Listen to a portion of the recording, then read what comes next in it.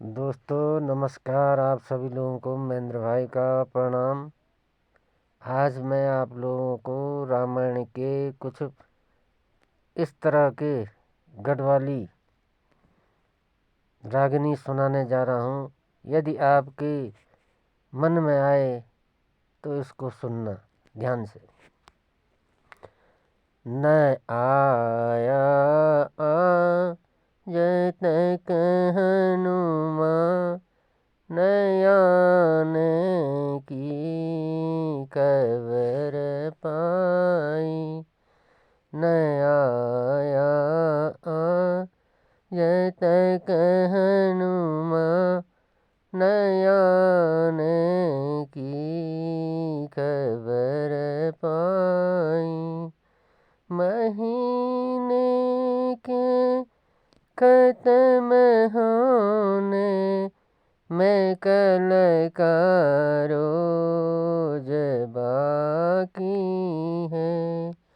न आया जत कहनु मां, नयाने की खबर पाई। महीने के खत्म होने मैं कल का रोज बाकी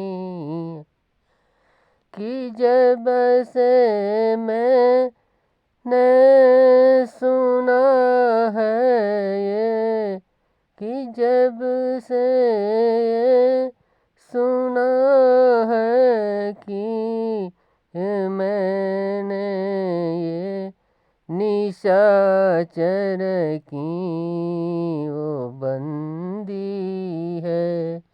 निशाचर की वो बंदी है। मन मेरा विकल निस दिन हुआ जाता, कि मन मेरा निस दिन विकल हुआ जाता।